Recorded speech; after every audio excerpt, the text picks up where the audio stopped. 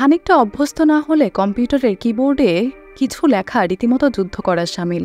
অনেককেই দেখা যায় অক্ষর খুঁজে খুঁজে এক আঙুল টাইপ করছেন, একটি বাক্য শেষ করতেই ঘেমে নিয়ে একাকার। আর কেবল কম্পিউটারেই নয়, স্মার্টফোনেও এখন একই বিন্যাসের ভার্চুয়াল কিবোর্ড ব্যবহার করা হয়। তবে আমরা কিবোর্ডে যে বিন্যাস বা লেআউট ব্যবহার করি সেটার নাম কোয়ার্টি। কিবোর্ডে বা হাতের ওপরের দিকের অক্ষরগুলো দেখুন। ইংরেজিতে QWERTY অক্ষর ৬টি পাশাপাশি পাবেন।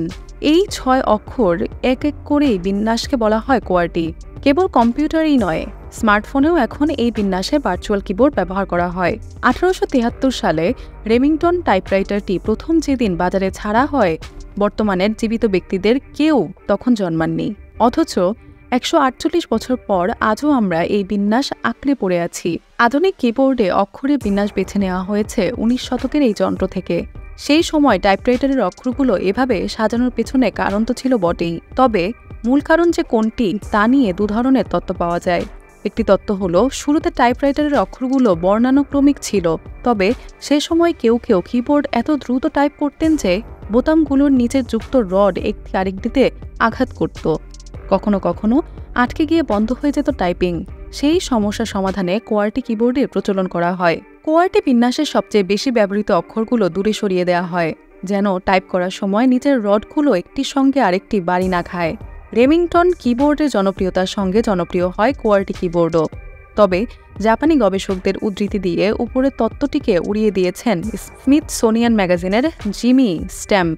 কোয়ার্টি বিন্যাস সহ কিবোর্ড প্যাটেন্ট প্রথম করেন ক্রিস্টোফার সোলস। তবে কেবল তিনিই বিন্যাসটির উদ্ভাবক নন বলে জানিয়েছেন স্ট্যাম্প, বরং টেলিগ্রাফ অপারেটররা মোর্স সংকেতের ইংরেজি প্রতিলিপি তৈরির জন্য টাইপরাইটারের ব্যবহার করতেন। তাদের সুবিধার্থে দ্রুত এবং সহজে টাইপ করার জন্য সময়ের সঙ্গে সঙ্গে পরিবর্তিত হয়ে দাঁড়িয়েছে কোয়ার্টি কিবোর্ড। অর্থাৎ অনেক গবেষণার পর সবচেয়ে কার্যকর পদ্ধতি হিসেবে উদ্ভাবিত হয় কোয়ার্টি। এরপর নতুন ধরনের লেআউট প্রচলনের চেষ্টা যে করা হয়নি তা নয়, তবে বিগত শতাব্দী ধরে কিবোর্ড এবং টাইপিং প্রযুক্তি অনেক দূর এসেছে। আধুনিক কম্পিউটার কিবোর্ডের শুরুটা হয় টাইপরাইটারের আবিষ্কারের মাধ্যমে। তাই কিবোর্ডের ইতিহাস জানতে হলে পিছনে ফিরে টাইপরাইটারের ইতিহাস দেখতে হবে। টাইপরাইটারের শুরুর গল্পটা অস্পষ্ট, কারণ এর পূর্বেও লেখালেখির যন্ত্র তৈরি করা হয়েছে। অনেকের বর্ণনায় ১৭০০ সালের দিকে প্রথম লেখালেখির যন্ত্র আবিষ্কার করা হয় এবং লন্ডনের হেনরি মিল এর পেটেন্ট করে ১৭১৪ সালে। তবে প্রথম আধুনিক টাইপরাইটার আবিষ্কার করেন ক্রিস্টোফার ল্যাথাম ১৮৬৮ সালে। টাইপরাইটার শব্দটিরও জনক তিনি। ১৮৭৭ সালে দ্য রেমিংটন কোম্পানি প্রথম টাইপরাইটার বাজারজাত করা শুরু করে।